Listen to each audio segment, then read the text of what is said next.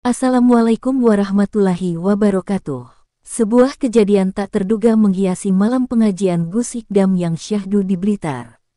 Ribuan pasang mata menjadi saksi ketika Majelis Taklim Sabilu Taubah kedatangan tamu istimewa, seorang publik figur yang namanya tak asing lagi di kancah hiburan tanah air. Siapa sangka, Ayu Ting Ting hadir dan bahkan dites langsung oleh Gus Ikdam untuk bersalawat. Penasaran bagaimana momen haru dan merdu itu terjadi? Mari simak kisah lengkapnya di bawah ini. Jangan lupa bantu subscribe, like, dan share channel ini ya. Malam Jumat itu, suasana Majelis Taklim Sabilu Taubah di Blitar seperti biasa, dipenuhi ribuan jamaah yang haus akan ilmu dan keberkahan. Gus Ikdam, dengan gaya ceramahnya yang khas, santai namun mengena, tengah membahas tentang pentingnya bersalawat. Sesekali diselingi guyonan yang membuat tawa pecah di antara jamaah, namun tak mengurangi kehikmatan majelis. Tiba-tiba, dari arah belakang panggung, muncul desas-desus. Beberapa panitia terlihat agak panik, berbisik-bisik sambil menunjuk ke arah pintu samping. Gus Ikdam yang jeli, menyadari ada sesuatu yang tidak biasa. Ia menghentikan sejenak ceramahnya, pandangannya menyapu ke arah kerumunan. Wah! Ada apa ini? Kok rame-rame kayak ada bintang film mau lewat, celetuk Gus Ikdam, disambut tawa renyah jamaah. Namun, tawa itu berubah menjadi sorak kaget ketika sesosok wanita dengan balutan busana muslimah yang anggun, melangkah perlahan menuju panggung. Rambutnya yang biasa tergerai, kini tertutup hijab. Wajahnya tidak asing lagi bagi sebagian besar masyarakat Indonesia. Ya, dia adalah Ayu Ting Ting. Sontak, seluruh pandangan tertuju padanya.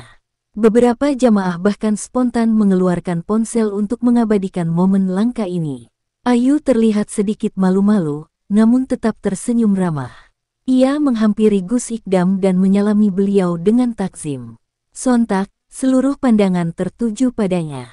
Beberapa jamaah bahkan spontan mengeluarkan ponsel untuk mengabadikan momen langka ini.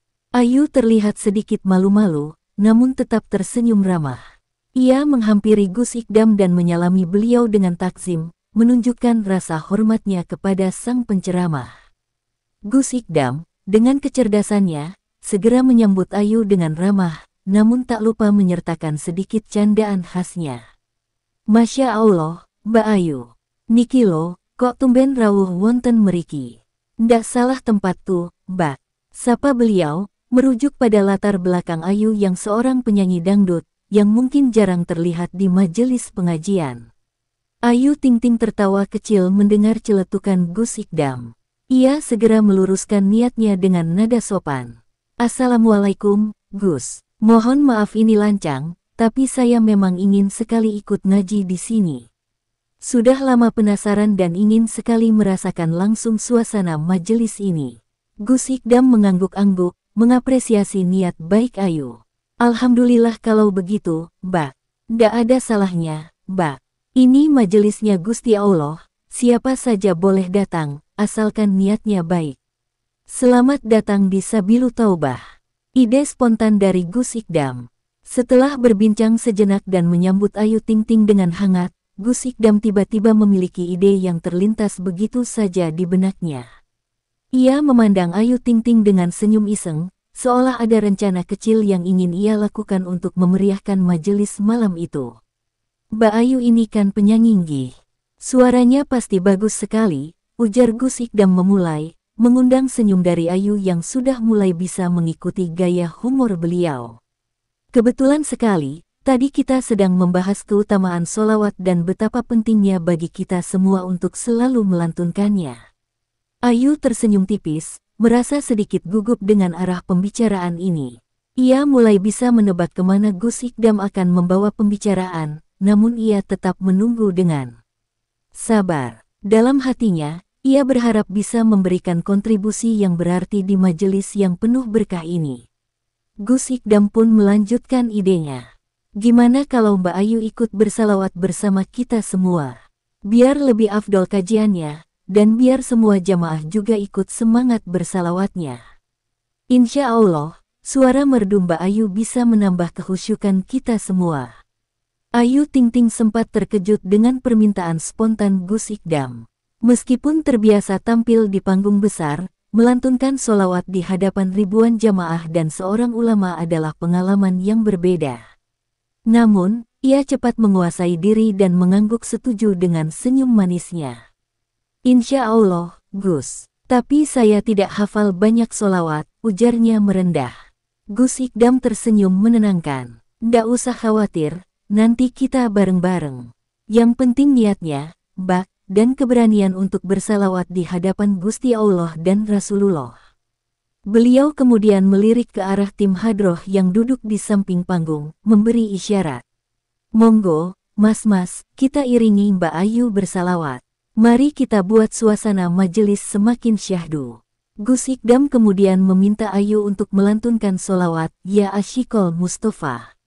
Sebuah sholawat yang cukup populer dan banyak dikenal di kalangan umat muslim.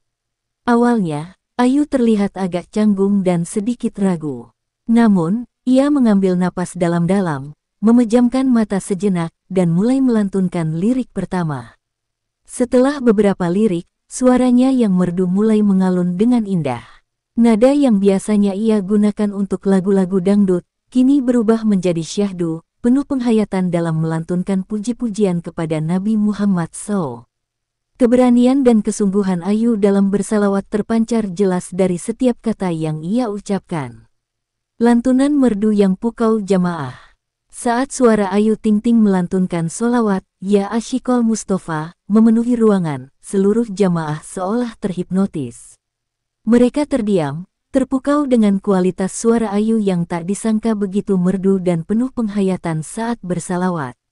Perhatian mereka sepenuhnya tertuju pada Ayu, seakan melupakan identitasnya sebagai penyanyi dangdut yang biasa tampil di panggung hiburan. Beberapa jamaah bahkan terlihat ikut bersenandung kecil, terbawa suasana hikmat yang tercipta. Ada yang memejamkan mata, meresapi setiap lirik sholawat yang dibawakan. Suara tabuhan rebana dan pukulan terbang dari tim hadroh yang mengiringi semakin menambah khusyuk suasana, menciptakan harmoni yang menyentuh hati setiap yang hadir. Ruangan majelis yang biasanya ramai dengan celotehan atau guyonan, kini dipenuhi getaran spiritual yang menenangkan. Energi positif terasa mengalir, seolah seluruh jamaah ikut merasakan keharuan dan kedekatan dengan Rasulullah SAW dari lantunan sholawat yang dibawakan Ayu dengan tulus. Ini adalah momen langka, yang tak pernah mereka bayangkan akan terjadi di majelis Gus Ikdam. Setelah selesai melantunkan sholawat, jeda hening sejenak sebelum kemudian tepuk tangan riuh membahana di seluruh penjuru majelis. Suara takbir dan pujian terdengar bersahutan. Gus Ikdam tersenyum puas, memandang Ayu dengan bangga atas keberanian dan penampilannya yang memukau. Setelah lantunan sholawat yang memukau berakhir dan tepuk tangan mereda, Gus Ikdam kembali mengambil alih mikrofon. Wajahnya berseri-seri penuh kebanggaan. Masya Allah, tabarakallah. Suaranya Mbak Ayu ini memang top, luar biasa. Bisa buat ngisi acara sholawatan di mana-mana ini, puji beliau dengan tulus. Nanti kalau ada event Maulid Nabi, bisa jadi pengisi acaranya ini Mbak Ayu, lanjutnya bercanda, disambut tawa dan sorak gembira jamaah yang setuju dengan pujian tersebut. Ayu Ting Ting tersenyum malu-malu, merasa tersanjung dengan pujian Gus Ikdam. Terima kasih banyak, Gus. Ini pengalaman yang luar biasa bagi saya. Saya tidak menyangka bisa mendapat kesempatan mulia seperti ini di hadapan para jamaah dan Gus Ikdam sendiri, ungkapnya dengan rendah hati, menunjukkan rasa syukurnya. Malam itu, pengajian Gus Ikdam menjadi lebih istimewa dengan kehadiran tak terduga Ayu Ting Ting dan kemampuannya melantunkan sholawat. Momen tersebut menjadi bukti nyata bahwa majelis ilmu adalah tempat bagi siapa saja, tanpa memandang latar belakang, profesi, atau status sosial. Semua bisa berkumpul, belajar, dan mendekatkan diri kepada Tuhan. Kehadiran Ayu Ting Ting di majelis taklim Sabilu Taubah juga menjadi inspirasi. Ini menunjukkan bahwa hidayah bisa datang dari mana saja, dan pintu majelis ilmu akan selalu terbuka lebar bagi mereka yang mencari keberkahan dan ingin mendalami agama. Kebersamaan dalam ikatan keilmuan dan lantunan sholawat yang syahdu menjadi penutup manis malam itu.